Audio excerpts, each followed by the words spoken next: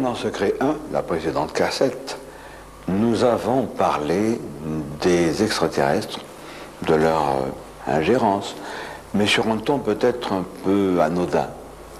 Il ne faut pas oublier qu'il y a de multiples espèces extraterrestres qui nous visitent. Toutes ne sont pas aussi anodines, et nous allons apporter quelques précisions à cet égard.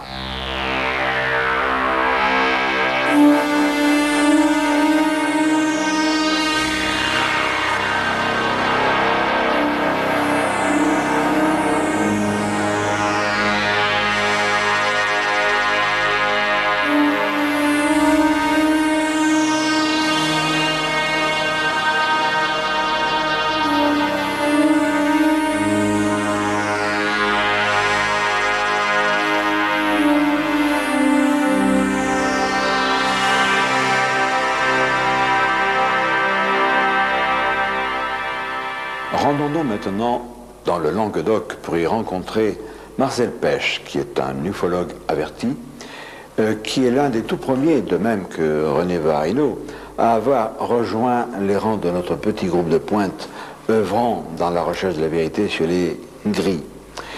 Nous allons le voir, il va nous parler de certaines rencontres particulières et notamment de recherches effectuées dans le cadre de son organisation Tocetti, qui est aussi le nom de la revue qu'il publie.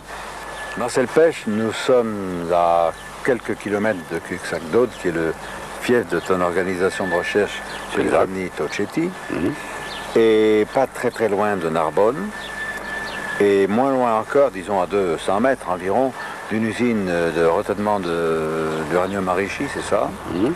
Et il s'est passé quelque chose d'assez prodigieux le 12 décembre 1987. C'est ça. Tu as fait une enquête minutieuse sur ce cas. Oui, j'ai fait une bonne enquête. J'ai fait une bonne enquête, oui. Eh bien, voilà ce qui s'est passé exactement. Ce 12 décembre, c'était un samedi.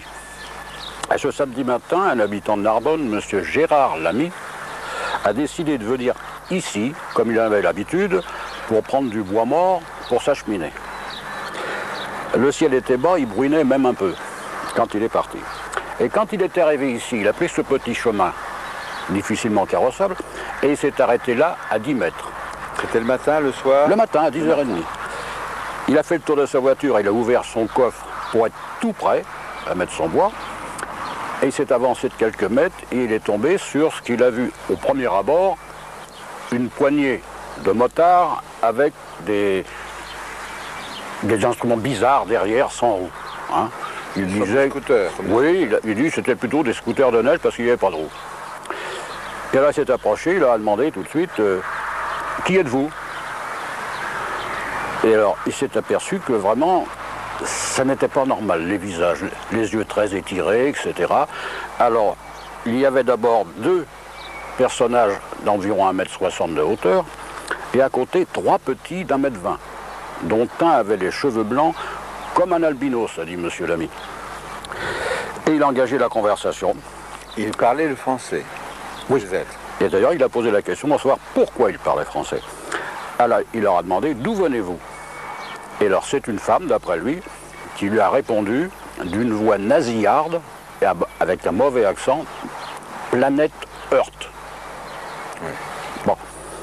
C'est-à-dire qu'elle désignait en réalité la Terre. Voilà. C'était un mélange d'anglais et de français. C'est ça. Parce que Planet Earth, évidemment, ça veut dire la Terre. Voilà. Et un troisième personnage est sorti de ce buisson, est venu se joindre aux deux grands d'1,60 m. Et il paraissait mécontent de voir une conversation engagée. Et alors, quand M. Lamy a demandé à cette femme comment se fait-il que vous parliez français, elle a dit, mais nous enlevons des fois des Français et il y en a qui veulent demeurer avec nous. Et puis elle lui a dit, bon, nous allons partir. Alors voilà ce qui s'est passé exactement. La femme est montée à califourchon sur un engin. Les deux autres d'1,60 m, l'un derrière l'autre sur un deuxième. Le petit albinos à califourchon sur le troisième et les deux autres petits, l'un derrière l'autre sur le quatrième. Et Gérard Lamy a vu sans bruit se soulever les engins de 30 cm, virer sur eux, partir, et alors un bruit assourdissant lui a fait se boucher les oreilles et fermer les yeux, et quand il s'est revenu à lui, il n'y a plus personne. Voilà. Alors je l'ai rencontré, j'ai été le voir, on a discuté pendant 1 heure. Je l'ai questionné, c'est un homme très sympathique et sûr de lui. Et il avait bien vu ce qu'il a dit. Alors ce qui m'intriguait, c'était ces scooters. Il me l'avait dessiné. J'avais jamais connu ça en ufologie. Alors coup de téléphone sur coup de téléphone, et c'est M. Voirino, président de CO France à Marseille, qui m'a dit que 3 semaines avant ce 12 décembre, un monsieur à Penmirabeau avait vu dans le ciel 2 appareils qu'il avait dessinés pour M. Voirino, et c'était exactement les mêmes. Donc il y avait un recoupement. Concernant ces survols des sites nucléaires par des vaisseaux venus d'ailleurs, nous allons rencontrer notre ami Alain Martin, qui est un vieil ufologue lui aussi, tout à fait compétent, et qui a enquêté sur une centrale nucléaire la plus proche de Paris.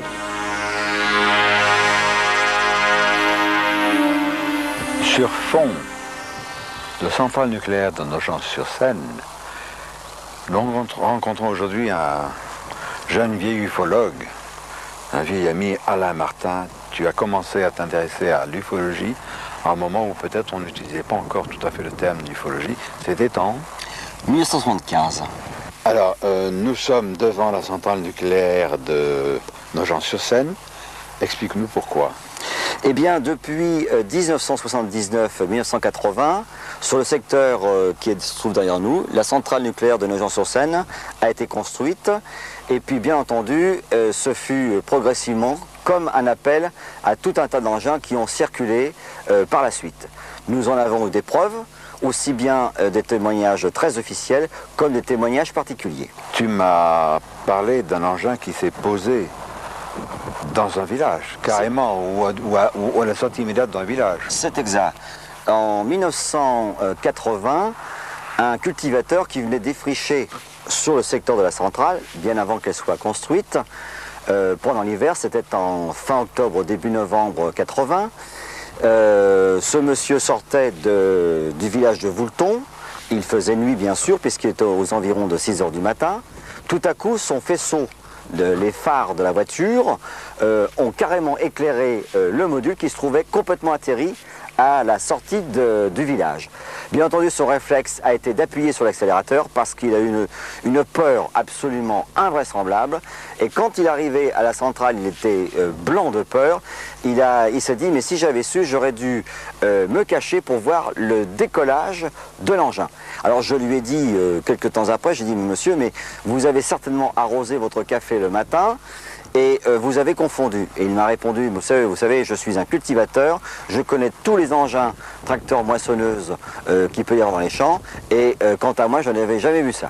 On croyait évidemment à un acte au hasard, et il y a eu des choses tout à fait exceptionnelles, c'est que d'autres personnes ont été témoins d'engins plein ciel tout autour de la centrale, que ce soit sur le secteur de Brest-sur-Seine, de Nogent, de Villiers-Saint-Georges, de Provins, où nous avons toutes les preuves écrites.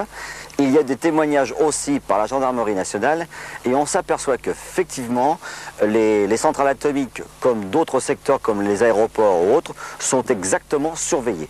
Alain Martin, il s'est passé quelque chose de tout à fait particulier lorsque l'engin était au-dessus de la centrale. Un soir, il y avait un surveillant qui se trouvait sur la centrale, il était en exercice, et bien entendu, il y a eu une panne électrique.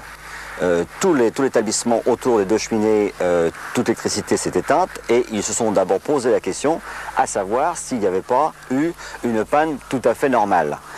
Rien n'apparaissait illogique, et lorsque ce monsieur est sorti de son établissement, il a constaté en levant les yeux dans le ciel qu'il y avait une grosse boule rouge orangée qui se trouvait au-dessus.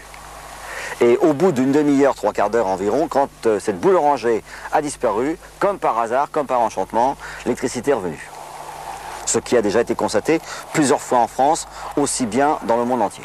Naturellement, ces observations d'engins étrangers au-dessus de nos sites nucléaires sont parfaitement connues de nos gouvernants. Rappelez-vous, dans la première cassette, Ovni Ibi, l'invasion a commencé, Robert Hastings, au Nouveau-Mexique, nous avait parlé du survol des sites nucléaires américains par des engins venus d'ailleurs. Signalons Prism, une revue particulièrement intéressante et très objective et très documentée sur tout ce qui concerne l'ufologie et les grands courants plus ou moins occultes tels que ceux qui président aux destinées des humains à travers les grilles. À lire absolument. Dans mon ouvrage tout à fait récent, Nos maîtres, les extraterrestres, paru au Presse de la Cité, je révèle que le site de Tchernobyl, de sinistre mémoire, fait l'objet d'observations fréquentes. Il s'y passe des choses beaucoup plus étranges encore. Et ces informations que j'ai puisées dans des journaux américains et dans des journaux étrangers ne sont pas parvenues en France, comme si les médias en France exerçaient une censure de plus en plus sévère pour vous tromper.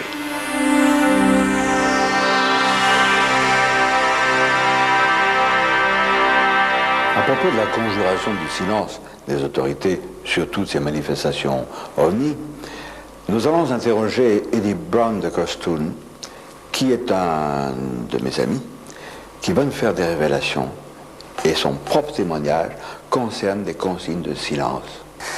Eh bien, ça s'est passé en 1976, lorsque j'ai fait l'école des sous-officiers donc, à Nîmes. C'est l'époque d'ailleurs à laquelle je t'avais écrit, où on a eu notre premier contact.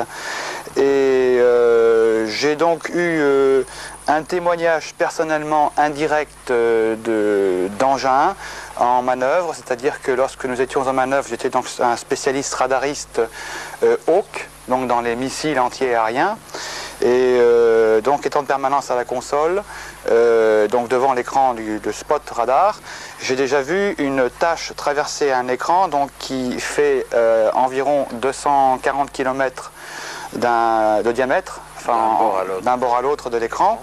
Et cet objet a traversé, cette tache lumineuse a traversé l'écran en à peu près 3-4 secondes, ce qui est quand même une vitesse phénoménale.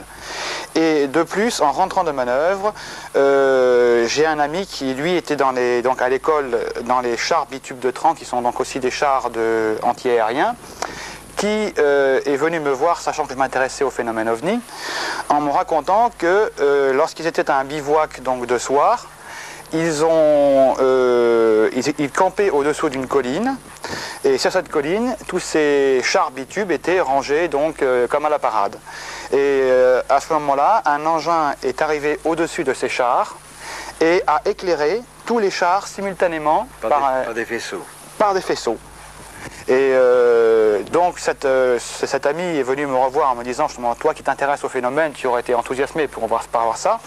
Mais il m'a aussi dit donc qu'ils avaient reçu l'ordre, bien évidemment, à l'époque, de leur lieutenant de batterie, plus ensuite du chef de corps, de taire les événements de façon à ce que cela reste secret. Et comme évidemment tous ces jeunes étaient tous des élèves sous-officiers, donc des élèves engagés, bon, ben, le silence est resté dessus jusqu'à maintenant. Silence, mais aussi désinformation. Il y a un très bon exemple, celui de l'affaire Sergi Pontoise, survenue le 26 novembre 1979, qui a fait le tour du monde. J'ai enquêté sur cette affaire, j'en parle, je donne des précisions nouvelles dans Nos maîtres les extraterrestres. 26 novembre 1979, 4h30 du matin, 3 jeunes gens qui vendent des frusques, c'est leur thème, sur les marchés, embarquent la marchandise dans leur voiture et ils aperçoivent un objet bizarre dans le ciel pendant que Franck est aux commandes de la voiture, au volant de la voiture. Eux sont dans l'appartement et ils s'apprêtent à descendre des vêtements. Et ils voient cette chose lumineuse envelopper la voiture comme une boule. Alors ils sont inquiets, ils se précipitent, ils arrivent sur la voiture. Au moment où la boule se résorbe dans un cylindre lumineux qui s'en va rapidement. Et plus de Franck. Leur copain Franck qui était au volant a disparu.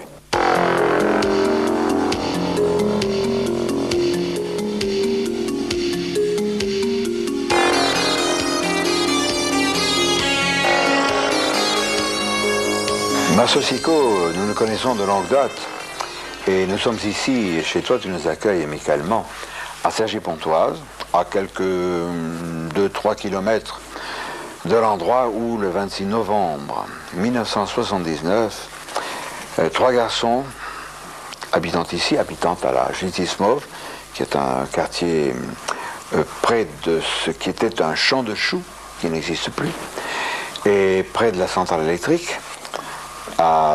C'était à quelle heure le matin? 2h30 du matin, 4h du matin? 4h, 4h30 du matin. 4h, 4h30 du matin. Oui. Franck était au volant de la voiture, dont le démarreur cafouillait. Hein. Il ne fallait pas qu'il cale, sans ça c'était les difficultés sans nom.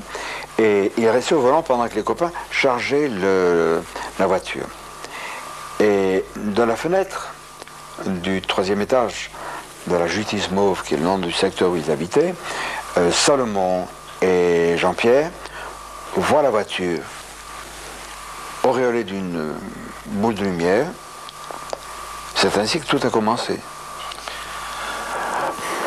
Oui, quand même, à ce détail près que Franck était également dans l'appartement et regardant au dehors, il a vu une sorte de cigare, d'objet brillant qui descendait vers le sol et qui semblait avoir atterri ou chuté, je ne sais pas exactement, en direction de ce grand transformateur électrique qui existe toujours. Alors, sans attendre l'avis de ses copains, il est descendu 4 à 4 l'escalier, il a sauté de la voiture qui préalablement avait été mise en pente sur le parking, il a lancé la voiture, elle a démarré, il est sorti sur le boulevard de l'Oise, qui est cette route qui jouxte l'immeuble, et il a été vers ce qui lui semblait une masse de brouillard. Une masse de brouillard. Éclairée de l'intérieur, hein, c'est ça. Éclairée de l'intérieur. 8 jours après, d'après les déclarations de Jean-Pierre et de Salomon, mais c'est surtout Jean-Pierre qui est suspect en la matière, Franck, au même endroit, dans ce champ de choux qui n'existe plus, qui est remplacé par une tracé de chemin de fer, une sorte de cuvette là, prolongée, les images nous le montrent, Franck réapparaît dans ce champ de choux où il a disparu.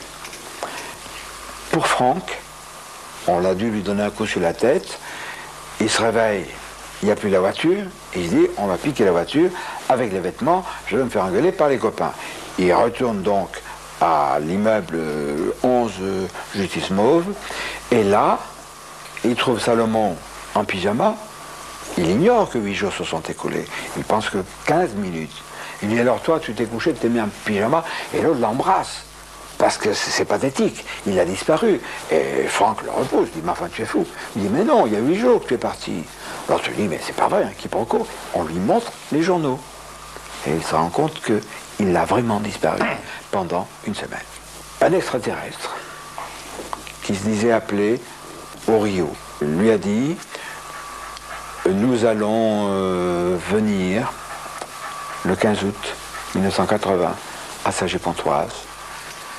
Et là, que des justes, des sages, des personnes qui savent que tout cela est vrai, qui croient aux extraterrestres, aux bons, se réunissent et nous les embarquerons avec nous. Le 15 août 1980, toi, tu as eu la sagesse de camper avec quelques-uns de tes amis sur la butte, où il y avait des petits arbrisseaux. Oui, c'était des petits sapins, mais à l'époque, ces petits sapins avaient au plus 1,50 m. Maintenant, ils ont 5 et 6 mètres. Alors, Marceau, cette foule des deux sexes, il y avait des enfants aussi, hein, il y avait des familles, beaucoup de jeunes gens.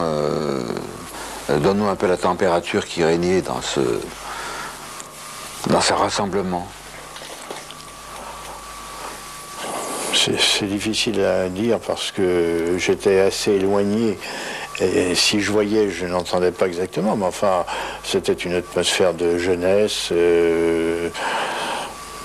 heureuse de vivre, qui s'intéressant de près aux problèmes ufologiques, avait peut-être un peu trop donné dans le panneau de Jean-Pierre. qui leur avait annoncé peut-être une visite d'extraterrestres qui ne s'est évidemment pas produite, puisque ça ne se fait probablement pas à la demande. Très vite, cette affaire a été traitée comme un canular, avec à la clé le souci de désinformer et de tromper le public. En dehors de l'IMSA qui avait fait une enquête systématique dès le début, il y a eu un ufologue indépendant, Didier Safragnonec, avec un petit groupe de chercheurs qui, eux, sans bruit ni trompette, ont enquêté sur le site. Didier Safragnonec, tu es aussi un ufologue, et lors de cette affaire de CG Pontoise, tu avais un groupe de recherche extrêmement discret qui s'appelait, je crois, aux frontières de la science, non? C'est ça, oui. C'est ça. Alors, donc, Franck a été enlevé. Tous les médias du monde entier parlent de cet enlèvement par une sphère de lumière. Officiellement, 8 jours se sont écoulés et Franck reparaît. Mais ton groupe, c'était, je crois, posté à proximité de la justice mauve où habitaient les jeunes gens. Comment ça s'est passé? Voilà. Tout d'abord, si on doit revenir un peu à la base. C'est-à-dire que le 26 novembre, nous nous sommes présentés avec des appareils de test donc sur le boulevard de l'Oise. Le jour de l'enlèvement. Le jour de l'enlèvement, le 26 novembre 79. Et donc on a bien vu la gendarmerie présente avec les staffettes et tout un tas de gens autour.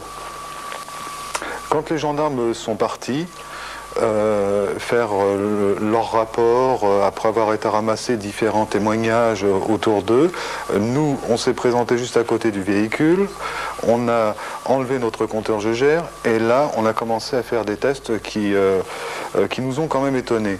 J'explique pourquoi. Les premiers tests indiquaient au centre de la voiture une radioactivité de 120 milliroentgens/heure. C'est tout à fait... Des garçons. Bien sûr. La voiture où a disparu Franck. Après, on a donc fait les tests de résistivité du terrain. C'est-à-dire, ce test est très simple. Il consiste à mettre un contrôleur universel sur la gamme des 2 millions de ohms et de mettre les pointes à 1 mètre écartées d'1 mètre les unes des autres, à enfoncer à 1 mètre de la terre. Là, on a pu s'apercevoir que le test, que la mesure nous donnait 14 kiloohms, ce qui était tout à fait anormal puisque le terrain avait été trempé puisqu'il pleuvait, je crois, depuis au moins 2 ou 3 heures, une pluie fine. Et on a donc recontinué les tests de résistivité en dehors de la zone où se trouvait la voiture, et là on a trouvé des tests plus élevés. Et c'est-à-dire on a trouvé des tests de l'ordre de 25 à 30 kiloohms. Donc le terrain était beaucoup plus trempé. C'était peut-être parce que la voiture était présente que le sol était chauffé, puisqu'on a pu déterminer une température de 35 degrés centigrades à 1 mètre sous le sol avec une sonde. Et donc, après tous ces tests terminés, nous sommes repartis. On n'a pas cherché à voir les 2 témoins de l'enlèvement. Il s'est passé quelque chose de totalement anormal, puisque les tests que toi et tes amis avaient appliqués au terrain ont décelé des anomalies. Tout à fait, parce que, bon, déjà, une radioactivité de 120 milliroentgens/heure, on ne la trouve pas partout. 30 milliroentgens/heure, c'était les premiers postes de télévision couleur à condition qu'on le regarde à 10 ou 15 cm. C'est vrai que la radioactivité est naturelle, on a une radioactivité naturelle partout, dans une lampe de poche, un tube Odéon, bon c'est tout à fait logique, mais à ce taux-là, non. On a décidé donc de faire une planque. Parce qu'on était partagé quand même entre le canular, on ne savait pas pourquoi, et la chose réelle. Et le samedi 1er décembre à 4h30, 2 de nos enquêteurs du matin, bien sûr, 2 de nos enquêteurs qui étaient en planque à peu près à 200 mètres du bâtiment de Jean-Pierre et de Salomon,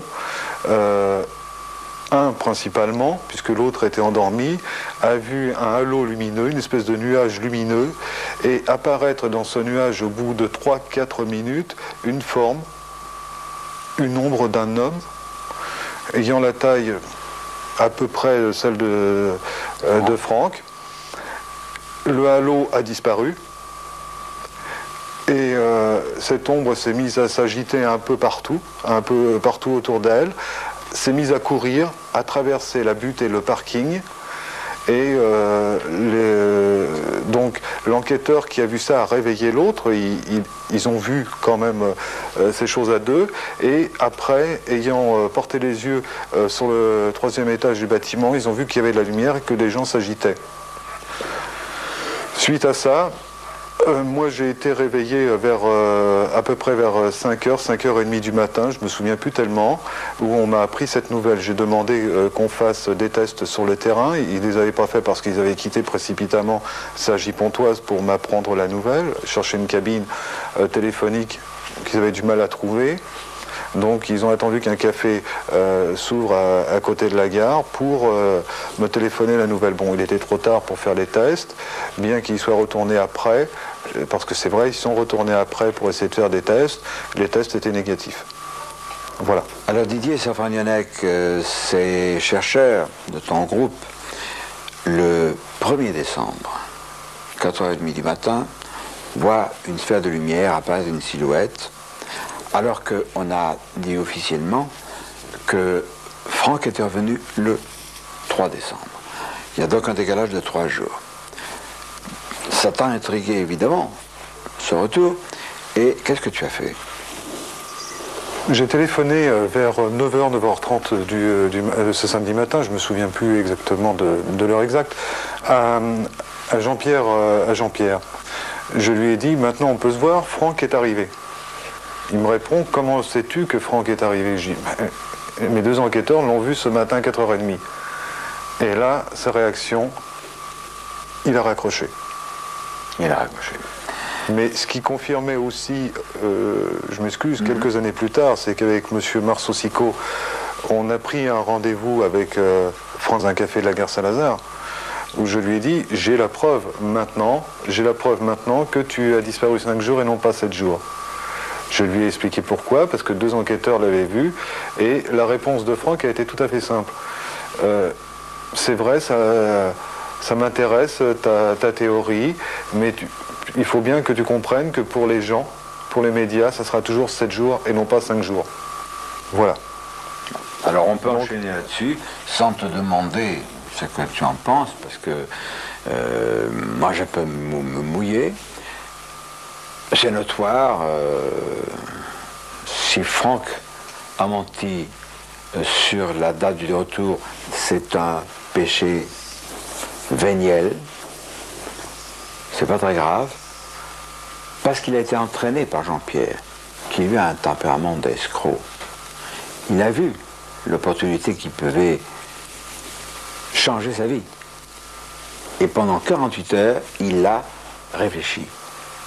Et il a fait en sorte de convaincre Franck de dire « Bon, tu vas te planquer pendant 24 heures, 48 heures, nous dirons que tu es venu le 3 décembre et non pas le 1er. » Ils ont bâti, ou Jean-Pierre, qui était le meneur, a bâti un plan qui allait lui permettre de créer, pas tout à fait une secte, mais une coterie, de se faire un auditoire où il délivrerait le message d'Oriot, les extraterrestres. Il allait exploiter ce filon pour tromper les gens. Tu as sur les genoux un dossier important. Il s'agit de quoi? Il s'agit d'un roman vérité qui se nomme Les Semeurs de la Nuit, qui parle de quelques affaires d'ufologie, donc aussi la disparition d'une personne âgée de 16 ans, qui a disparu pendant 16 ans aux États-Unis, plus l'affaire de Cergy-Pontoise et une autre affaire s'étant passée dans un petit village se trouvant entre la Dordogne et la Corrèze il y a quelques années. Les Semeurs de la Nuit, un roman vérité, avec un background authentique, bien sûr, comme son nom l'indique, qui paraîtra en 1993. Nous en reparlerons. Si le gouvernement se taise, nous font taire, ou tente de le faire, c'est qu'il y a quelque chose à cacher. L'affaire Cergy-Pontoise en est un exemple frappant. Dans ce remarquable ouvrage, Révélation de Jacques Vallée, paru aux éditions Robert Laffont, Jacques Vallée, et il nous l'apprend, et il me l'apprend aussi, son père était un magistrat à Cergy-Pontoise, il a grandi là-bas. Et Jacques est revenu en France, Jacques Vallée, pour faire une enquête systématique. Il en a conclu, pour avoir eu des contacts avec un agent spécial, mystérieux, j'ai l'impression qu'on a un peu orienté Jacques Vallée vers ce service officiel. Il en a conclu que Franck avait bel et bien été enlevé. Il dit textuellement, l'affaire Cergy-Pontoise, c'est tout, sauf un canular. Donc Franck a été enlevé, mis dans une voiture par les services secrets français, et on a pu l'évacuer de ce lieu grâce à un tunnel dont Jacques pense et écrit que nous ne connaissions pas. Nous connaissions ce tunnel, puisque, sans entrer dans des détails scatologiques, les quelques 2000 et quelques personnes qui se sont réunies là le 15 août 1980, toutes plus ou moins ayant fait leurs besoins la nuit. Nous connaissions bien, mais la voiture de ces agents secrets n'a pas pu emprunter ce tunnel, parce qu'au bout du tunnel, il y avait 3 bornes de ciment qui interdisaient de les franchir. Et nous avons filmé et nous voyons encore dans le sol les traces de ces 3 bornes qui empêchaient de circuler. Donc, les autorités, par n'importe quel mensonge et avec n'importe quelle énergie, continuent de s'efforcer de nous tromper.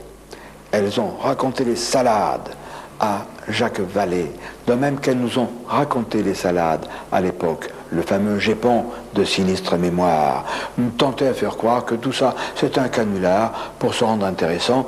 Le Gépon n'a pas dit Jimmy Guieu et l'IMSA sont complices, mais peu s'en fallait. C'est moi qui accuse le Gépon d'être le complice d'une force noire à l'échelle planétaire qui nous indique de fausses pistes, qui nous raconte des histoires et qui nous trompe de façon éhontée. Le Crapouillot de mars-avril 1992, consacré au secret des RG, nous en apprend de Werth et de Pamure. Je ne vais pas vous les commenter, il faut lire cela. Et vous comprendrez que nous soyons un petit peu irrités des harcèlements dont nous sommes les victimes, qui ne viennent peut-être pas des RG, il y a d'autres services. C'est peut-être pas le moment d'accuser publiquement qui que ce soit. Je voudrais vous montrer une publication de Pierre Rubikoff, extrêmement fouillée, sérieuse, les écoutes clandestines, moyens et contre-mesures. Ça peut vous servir. Il y a également ce supplément de Media Micro, mais c'est en anglais. Et là, il faudrait que vous fassiez l'effort de lire certaines choses, notamment cet article « What brain transmitters look like ». On peut le traduire par « À quoi ressemble un transmetteur dans le cerveau ?» Ce sont les fameux implants qu'utilisent les gris. Les gris qui, soi-disant, n'existent pas. La preuve que les extraterrestres ne se contentent pas de survoler certains sites stratégiques ou d'enlever des gens, c'est qu'il y a une intervention néfaste parfois. Et Marcel Pêche, de Tocetti, emporte les marques dans sa chair. Sur le site et au voisinage de l'abbaye de Foncalvi, tout près de Cuxagdo, le siège de Tocetti, s'est produit en août 1985, Marcel Pêche, une chose tout à fait étonnante et dramatique. Raconte-nous comment ça s'est passé. Eh bien voilà, nous étions ici même, en observation dans la nuit du 17 août 1985. Et nous avons vu venant de l'ouest, il est à peu près minuit, un petit disque blanc mat. Un de nos amis a pris un projecteur vert et l'a fait clignoter dans la direction de l'objet, qui a disparu au nord sans répondre. Nous étions pour cela sortis de la cour de l'abbaye Et nous étions à 40 ou 50 mètres au milieu des vignes. L'objet est revenu du nord, se dirigeant vers le sud. Alors nous avons refait clignoter le projecteur et il a disparu au sud sans répondre. Quelques minutes ont passé, excédés, 4 amis sont revenus dans la cour pour s'asseoir sur les fauteuils de camping. Et je suis resté avec un de mes amis qui a lui aussi a rebroussé chemin et je l'ai suivi à 3 mètres environ. À ce moment-là, j'ai perçu derrière moi, je dis bien j'ai perçu, un léger sifflement. Et tout de suite, une flèche vert émeraude est venue se planter entre moi et mon ami, et sur plusieurs hectares, le terrain était vert émeraude. Et plus rien. Mais tout ça en une fraction de seconde. C'était un faisceau lumineux vert. Ah oui, oui, c'était un faisceau lumineux. Et plus rien. Alors, une des dames qui était là piquait une crise de nerfs, c'était terrible. Et puis après, on a levé le siège parce que crise de larmes de ces dames, etc. Évidemment, c'était quelque chose de sensationnel quand même. Ne serait-ce que tous les hectares verts. Hein. Et nous sommes rentrés. 4 ou 5 jours plus tard, j'ai senti dans mes doigts une légère faiblesse. Et 1 mois ou 1 mois et demi après, alors là, j'avais atrophie complète des muscles des doigts. J'ai vu divers docteurs. L'un m'a dit « Attention, monsieur Pêche, ce que vous faites, c'est très dangereux ». Et le second m'a dit « C'est le rayon vert, c'est ça, et vous en avez pour la vie ». Je suis passé au CHU de Montpellier, scanner, etc., examen, et on n'a rien trouvé. Ensuite, j'ai vu ma main se déformer, mais ça ne s'accentue pas. Hein. Alors, ce qui est désagréable, c'est que je suis droitier à 100%. Et que j'ai plus que ma main gauche. Sauf l'été, où je peux écrire d'une façon lisible. Parce qu'il faut 24 degrés à ma main pour qu'elle puisse écrire. Alors l'hiver, c'est terminé. Je ne peux pas écrire. Hein. Heureusement que... Ce qui est curieux, Marcel, excuse-moi de t'interrompre, c'est que il s'est produit sur ton bras gauche autre chose plus tard. Oui. Comment ça s'est déroulé? 6 mois après cette aventure du rayon vert, un matin à 8 h, mon bras gauche est tombé subitement. Alors là, j'ai eu 2 secondes de panique. Hein. J'ai dit plus de main droite, plus de bras gauche. Enfin, j'ai appelé le docteur. Il est venu, il m'a fait une piqûre et mon bras gauche a refonctionné 3 ou 4 minutes après et il fonctionne toujours depuis. Et j'ai fait une enquête à la suite de cela et j'ai appris en Amérique du Sud, le professeur Felice Macado avait cherché pendant 2-3 ans sur ce fameux rayon vert. Et il concluait en disant, si on est touché en plein corps, on meurt dans les 2 mois de leucémie. Maintenant, s'il n'effleure que les membres, il brûle les tissus. Mais dans tous les cas, dans les 6 mois, on a une crise d'hémiplégie. Or, cette crise d'hémiplégie que j'ai eue au bras gauche, s'est passée 6 mois plus tard, moins 1 jour. Les extraterrestres ne sont pas tous des anges. Mais cette action sur Marcel Pêche, une action isolée, mais attention, il existe des sortes de réseaux visant à nuire, non pas à un individu, mais à des groupes d'individus. Un exemple, avec un garçon auquel il est arrivé une histoire extrêmement inquiétante. Et je ne veux pas déflorer le sujet. Ce qu'il dit est tellement alarmant et tellement dangereux pour lui que nous avons dû, comme ce savant que nous avions interrogé dans la première cassette Omnibi, l'invasion a commencé, nous avons été obligés de cacher son visage et de faire subir à sa voix une triple distorsion électronique. Voici donc ce cas étrange que nous conclurons avec certaines réserves. Disons que j'avais aussi un don de médium naturel, donc j'ai été sélectionné dans une société d'informatique à 16 ans et demi pour soi-disant donc mes capacités intellectuelles, mais il s'est avéré après que mes dons de médium étaient aussi importants, si ce n'est plus. Et quel genre de travail vous a-t-on confié dans cette firme d'électronique, d'informatique? D'informatique, et on dessinait des cartes informatiques, à l'époque très simplistes au départ. C'était dans les années 70? 76. Ça a commencé fin 75 et tout a démarré vraiment début 76. Et puis, bon, on était 8 jeunes exactement identiques à travailler sur un projet, chapeautés par 2 autres personnes qui avaient entre 25 et 30 ans. L'une d'elles était un biologiste. Donc à l'époque, l'électronique et la biologie, c'était pas trop rapproché. On a commencé à nous demander de passer des visites médicales assez régulières. Bon, jusqu'à là, rien d'anormal. Mais ensuite, bon, ces visites, ça a été des prélèvements sanguins, puis des prélèvements de moelle épinière, ce qui m'a paru vraiment bizarre, parce que bon, on prélevait de la moelle épinière pour... Et puis, bon, après, on nous a demandé des prélèvements de spermatozoïdes. Et puis, on nous a demandé de faire un stage aux États-Unis, donc près de New York. On est parti 3 semaines là-bas. Et là, on s'est retrouvés confinés dans une sorte de petite zone industrielle. Et puis, il y a eu une perte de temps pour les 8 personnes. Et on s'est réveillés 3 jours plus tard, avec des irritations un peu partout sur le corps, des petits prélèvements de peau, le sexe à vif. Donc, on s'est un peu posé des questions entre nous.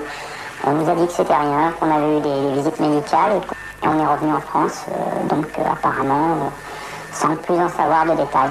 Et à ce moment-là, donc, il y avait à l'époque un jeune biologiste qui travaillait donc sur un projet dans ses sous-sols, qui nous a contactés.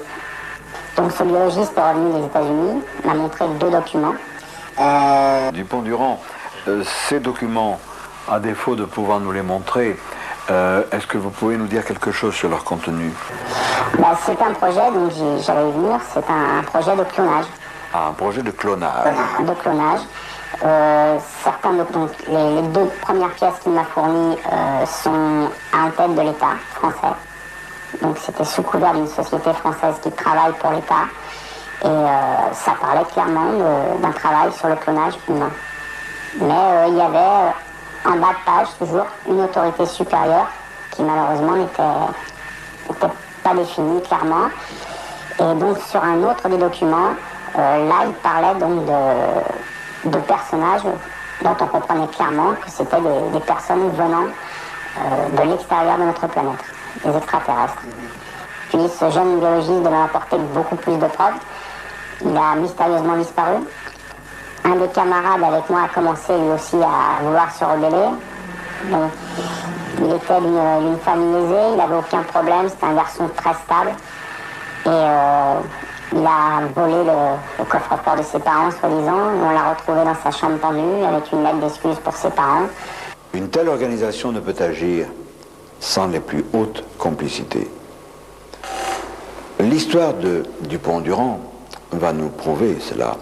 Il a subi d'énormes pressions pour réintégrer cette société servant de façade à une organisation complice des extraterrestres. Nous allons voir jusqu'où c'est allé. J'avais un contrat en béton qui m'empêchait de partir avant une certaine date. Et donc j'avais un programme d'études aussi à continuer. Et je devais partir à l'armée donc en août 78. Et brusquement, mon appel a été avancé à avril 78. Et pendant 2 mois, donc là, j'ai été victime de tout un tas de sévices, en tout genre, physique, les corvées habituelles, les chiottes et compagnie. Et puis, donc... Des brutalités aussi? Oui, brutalité physique, oui. Donc, ça allait du coup de pied en pleine nuit, on me réveillait à coups de pied dans les côtes, ou bien on me jette à bas du lit, enfin, la tête trempée dans l'urinoir, des choses comme ça. On a commencé donc à m'expliquer pourquoi j'étais là, et que quand j'allais ressortir, il fallait que je reprenne mon boulot dans cette société, et que plus vite je reprendrais, plus vite je signerais un papier disant que j'allais reprendre mon travail avec eux, plus vite je sortirais d'ici, on ne parlerait même plus de service militaire, mais rien du tout. Et le dossier complet, entièrement été détruit par l'armée. Il n'y a jamais eu aucune trace de mon passage à l'armée. Moi personnellement, après, donc, je me suis protégée, donc des aventures désagréables, il y en a eu forcément. Bon, j'ai radicalement changé de vie, parfois d'identité, de pays aussi, pour me couvrir. Pourquoi des réserves sur ce cas? Le témoin, certes, est convaincant et parle d'événements que d'autres ont bel et bien vécus. Au Brésil, j'ai personnellement enquêté sur l'enlèvement d'Elias Seixas, qui à bord d'un vaisseau extraterrestre subit mécaniquement un prélèvement de sperme. Il conserva de l'opération une irritation temporaire des voies urinaires. Dupont-Durand s'était engagé à nous présenter divers documents qui auraient pu conforter ses dires. Il n'en fut rien. A-t-il subi des pressions? Le fait est que nous n'arrivons plus à le joindre. Cependant, jusqu'à plus en informé, nous lui accordons un préjugé favorable. Le constat est terrifiant. Certains extraterrestres agissent comme des agents, avec une brutalité, des agents de puissance, avec une extrême brutalité. Dans IB1 et IB2, mes romans vérité, j'ai décrit les exactions des gris. On peut parler des gris à propos des espèces négatives. Ce ne sont plus des études scientifiques, c'est vraiment toute autre chose. On peut dire que les osomites, par exemple, font des recherches scientifiques, nous ont fait bénéficier, par l'envoi de leurs informations, d'une tentative d'ingérence, mais visant à nous faire accomplir des progrès. Mais en ce qui concerne ces extraterrestres négatifs, qu'il s'agisse des gris ou d'autres qui sont peut-être derrière eux, c'est terriblement inquiétant, parce que tout cela se fait avec la complicité d'organisations humaines, d'organisations politiques, d'organisations financières, d'organisations traîtresses, qui agissent un peu comme une super mafia planétaire. Ces magouilles officielles intéressent la paix et la guerre, et cet ouvrage, Notre allié Saddam Hussein, paru chez Olivier Orban, de Claude Angélé et Stéphanie Meignier, nous donne certains éclaircissements. Et comme je le pensais, et je l'ai écrit avant la publication de ce livre, il y a une complicité entre l'Occident et Saddam Hussein, parce qu'il y a derrière tout ça le pétrole. Il y a d'autres complicités parce qu'il y a la drogue. C'est à un autre niveau. Ce n'est pas directement lié, mais nous y reviendrons.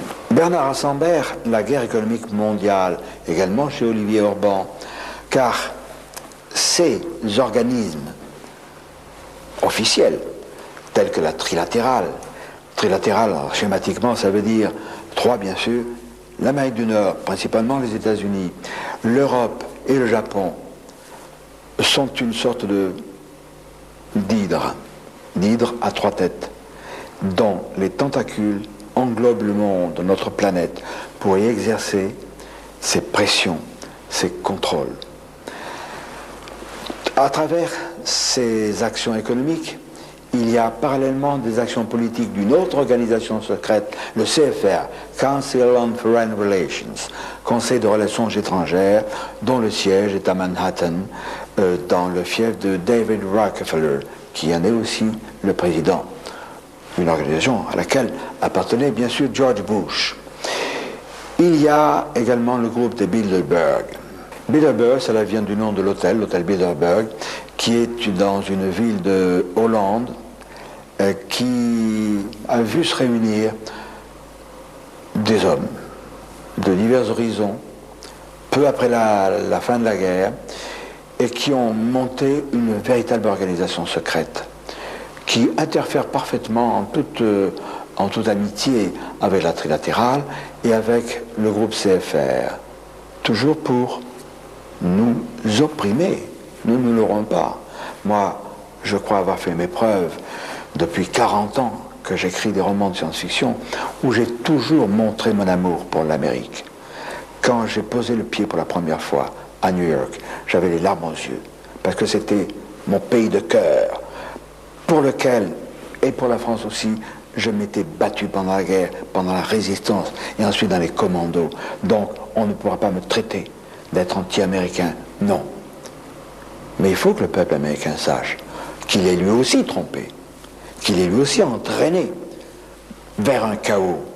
Nous allons y revenir. L'un de ces chaos,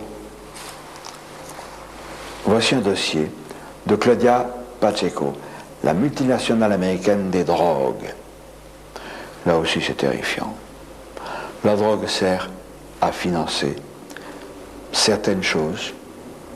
Je l'ai dit dans IB1, les terriers des gris, mais autre chose également. En matière de scandales politico-financiers, Jean Ziegler avec la Suisse lave plus blanc, dénonce courageusement les méfaits des marchands de mort, inféodés à la drogue. Nous avons chez nous la République corrompue d'Yves Chalier, chez Robert Laffont, bien sûr. Au Québec, chez Louise Courteau, la dernière valse des tyrans, la prophétie. Ces gouvernements secrets, car la trilatérale, le Bilderberg, le CFR, sont des façades d'un gouvernement secret, hégémonique au niveau de la planète. Et je suis persuadé que derrière eux, sous eux, il y a le Majesty 12, le Majestic numéro 12, le sinistre MJ12, qui lui est le tyran. Alors, nous avons consulté un politologue français, Pierre Faillant de Villemarais, qui lui n'est pas du tout ufologue, qui n'est pas du tout spécialiste des grilles, des extraterrestres, etc. Mais il va nous parler de ces organisations négatives qui nous ont amenés à Maastricht. Pierre de Villemarais, vous êtes écrivain, vous avez publié 18 ouvrages, voici celui-ci sur le sinistre GRU en 88, et celui-ci beaucoup plus récent, chez Stock, chez le même éditeur, Coup d'État de Markus Wolf, la guerre des deux Allemagnes, 45-91. Vous publiez aussi depuis plus de 20 ans cette lettre d'information du Centre européen d'information. Alors, notre propos aujourd'hui est d'introduire quelques notions précises sur le gouvernement secret. J'ai étudié d'abord toutes les affaires de l'international communiste et soviétique pendant des années, et un jour je me suis rendu compte que ce n'était pas suffisant comme explication, une soi-disant confrontation entre deux mondes, et puis en même temps, tout à coup, des choses bizarres se passant en coulisses, et comme s'il y avait une sorte de compromis ou tacite ou organisé entre l'Est et l'Ouest par-dessus nos têtes. Donc je me suis mis à étudier aussi les coulisses du monde occidental. Et alors j'ai découvert ceci grâce à des amis aussi bien anglais qu'américains d'ailleurs, qu'il existait bien avant la trilatérale et Bilderberg des sociétés qui sont nées au début du siècle, à la fin du dernier siècle et au début du siècle, tout à fait, je dirais, occultes en ce sens que on n'y pénétrait pas. N'importe qui n'y allait pas, il fallait être recruté par un ou deux, coopté, et des petits cercles d'abord. Pour résumer cet historique de ce que j'ai découvert sur document, qui existe et que d'autres ont eu après moi ou avec moi et ont publié, mais très partiellement, moi j'ai toute une bibliothèque là-dessus, qu'en gros il s'est passé ceci. Avant la guerre, donc la dernière guerre mondiale, la deuxième guerre mondiale, et entre 1884 et la guerre de 14 et celle de 39-40, des groupes se sont formés comme des petites bulles, des groupes d'initiés, mais tout est parti d'Angleterre et presque immédiatement après des États-Unis. C'est-à-dire, sur le thème suivant, nous qui sommes des professeurs d'université, des intellectuels, en Angleterre, il y avait par exemple Bernard Shaw.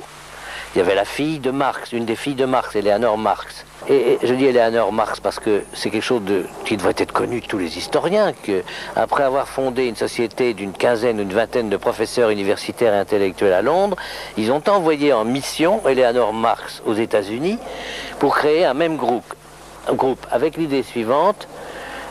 L'ère moderne exige que dans les universités, nous qui sommes professeurs intellectuels, nous avons la parole, nous formons des gens. Eh bien, nous allons les former à notre programme de réorganisation du monde. Et au lieu de faire la révolution par la rue, qui se termine toujours tragiquement et qui peut nous échapper, nous allons faire la révolution par en haut, c'est-à-dire par les élites.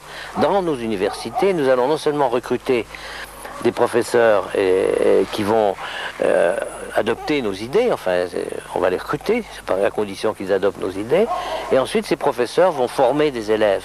Alors il faut voir qu'il y a eu un siècle de travail comme ça. La société de Londres s'appelait la Société Fabienne, britannique, et ne recrutait que petit à petit, sans hâte, parce que c'est ça la différence avec les partis, les mouvements politiques. Il y a toujours l'objectif immédiat, le pouvoir tout de suite, par les élections. Eux, c'était pas ça. C'était le pouvoir dans l'ombre, comme conseillers, ne cherchons jamais les premières places, mais soyons toujours là, indispensables, parce que nous sommes savants, parce que nous sommes professeurs universitaires spécialisés dans tel et tel domaine. La même chose aux États-Unis. Et c'est de là que sont nés, en gros, la synarchie, ce qu'on a appelé la synarchie à Vienne, qui a essaimé sur toute l'Europe, puisque c'est en 22 dont je parle pour l'Europe. Or, il ne faut pas oublier qu'autour de Hitler, il y avait des gens affiliés à la synarchie, des gens connus, Otto Abetz, Ernst Sackenbach, de la grande banque qui était dans les grandes banques avec Hermann Haps, qui d'ailleurs ont protégé et récupéré et protégé des banques juives, comme la banque Warburg dont on parle quelquefois. Il y a eu un livre assez connu là-dessus. Un feuilleton. Et un feuilleton à la télévision, mais on oublie de dire tous ces liens secrets qui existaient entre ces gens. Au début, ça paraissait une fantaisie, ce gouvernement occulte, derrière n'importe quel gouvernement. Mais si, les synarques avaient envoyé des gens à Londres, des gens à Alger, et il y avait des gens à Vichy, et chacun a dédouané les autres après la libération, quoi qu'ils aient fait, et pendant longtemps. Les Anglais et les Américains surveillaient ça de leur côté, et s'occupaient, eux, de détruire l'ordre établi. Alors, il y avait un empire, parce que c'est là où il faut voir l'évolution de ces sociétés occultes.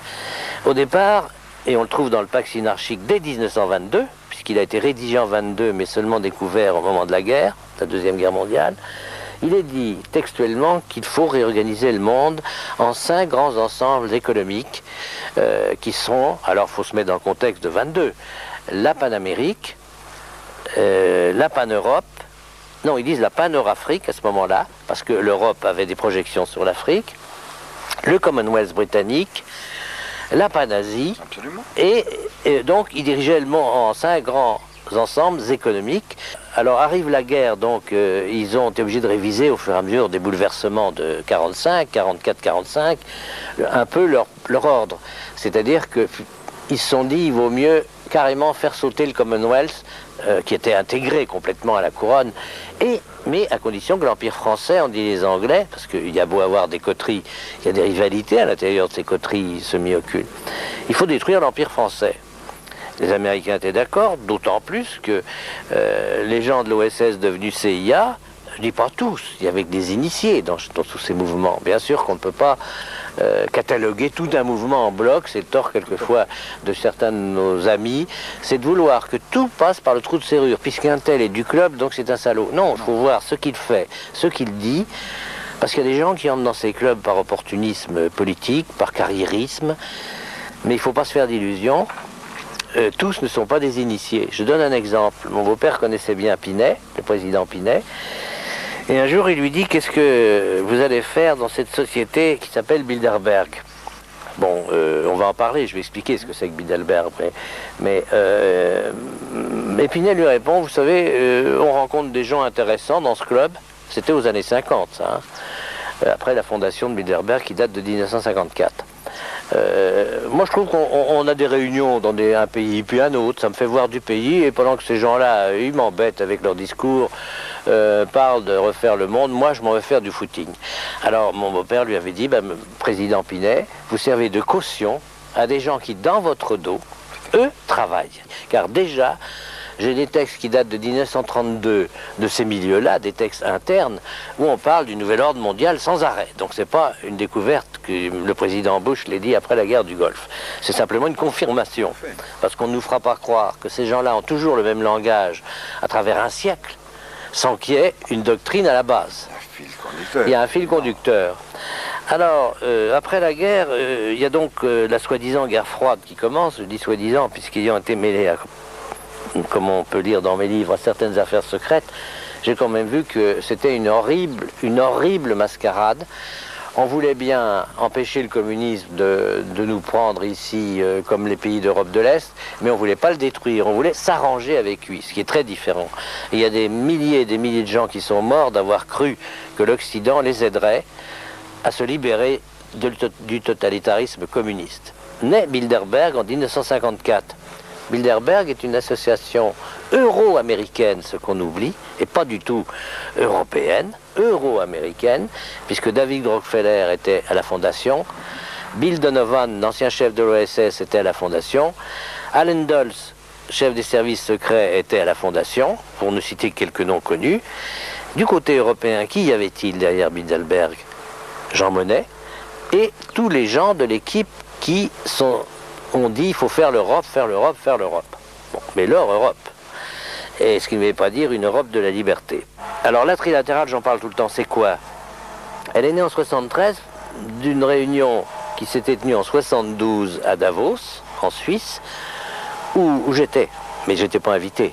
J'étais par hasard chez des amis à Davos. J'ai vu, je me suis cogné à Henry Kissinger, à des gens très connus. J'ai fini par demander à mes amis suisses, mais qu'est-ce qui se passe? J'ai vu des soviétiques, j'ai dit, qu'est-ce qui se passe? 73, hein? Attention, il n'y avait pas encore l'écroulement du mur. Et ils me disent, ah, mais il y a une réunion bizarre, la police est sur les dents, il faut surtout pas qu'on sache qui est là, c'est interdit de prendre des notes, de prendre des photos.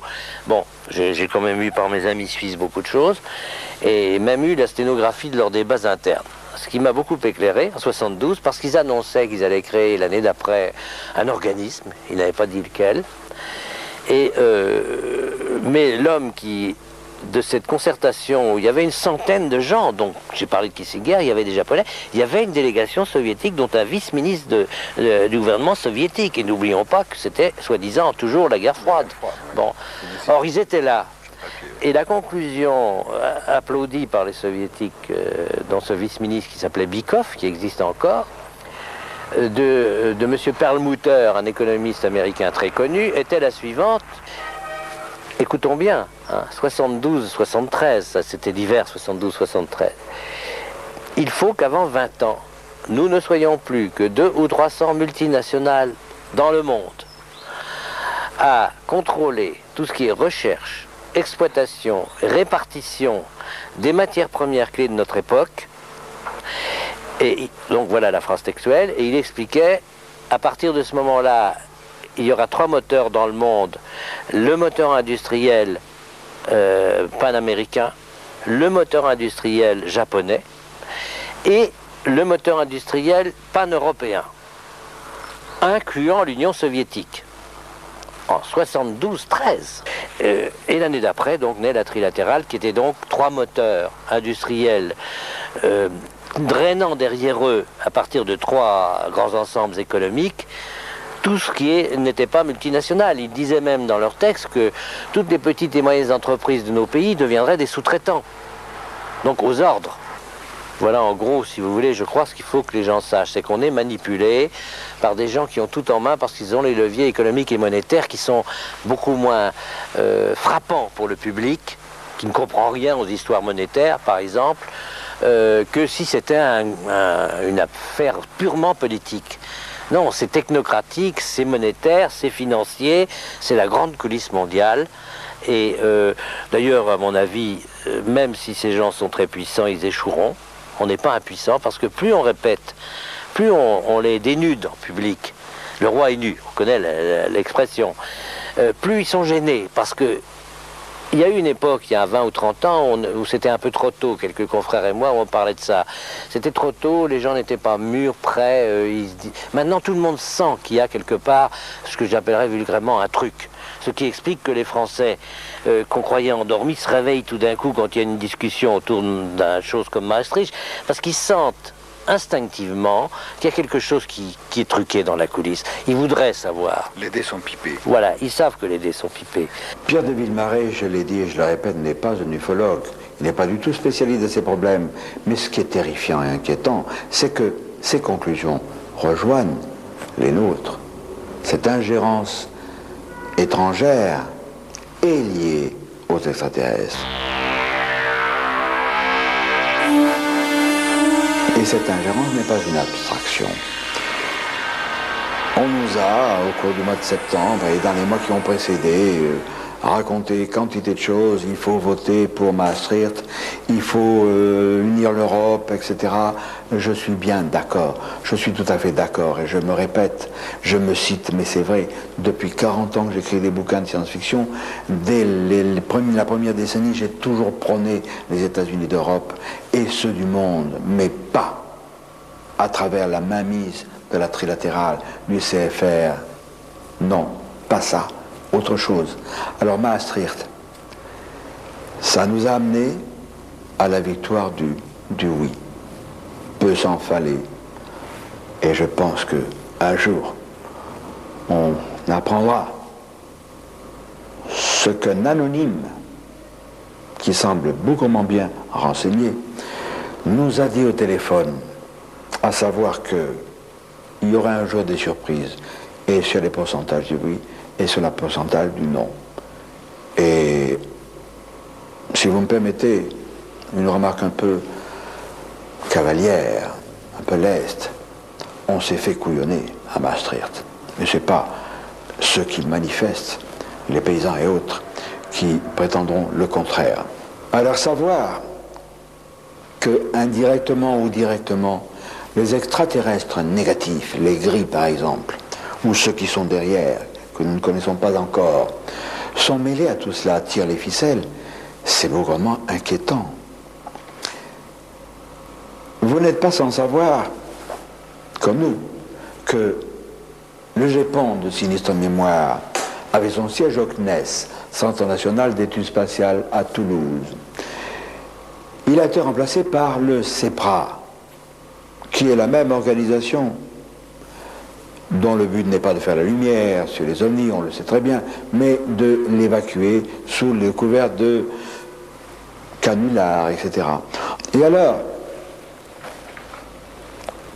le CEPRA, tout comme le GEPAN, vous n'êtes pas sans savoir, ou alors je vous le rappelle, qu'il a son siège à Toulouse, que le PDG du CNES, Centre National d'Études Spatiales, c'était M. Hubert Curien, notre actuel ministre de la Recherche scientifique, qui fait partie de la trilatérale. Voici une publication d'Henri Coston, c'est pas moi qui l'ai écrite. Voici, noir sur blanc, le meeting de la trilatérale qui a eu lieu à Paris en 1989. Il y avait un certain nombre de personnalités. Claude Imbert, un journaliste très important, qui contrôle Le Point, qui a travaillé dans Paris Match, qui a travaillé à AFP. Donc, quand on tient les médias, c'est déjà quelque chose de colossal. Si le ministre de la Recherche scientifique, M. Hubert Curien, qui contrôle le CNES, et les organismes qui sont censés faire la lumière sur les ovnis, appartient à la trilatérale, mais voyons-nous, nous sommes dans une nasse. C'est terrifiant. C'est pas moi qui le dis, c'est pas moi qui l'écris, ça n'est pas de la science-fiction. On pourrait dire de la science-affliction peut-être. Mais ça, ne l'oubliez jamais. Dans tous les rouages des nations, des ministères, des médias, des moyens publics, etc., il y a des gens de la trilatérale, du CFR, des Bilderberg. Ces gens-là nous oppressent. Et pour ceux qui douteraient encore, Claude Imbert, dans son propre éditorial du Point, confirme l'existence du sinistre groupe Bilderberg.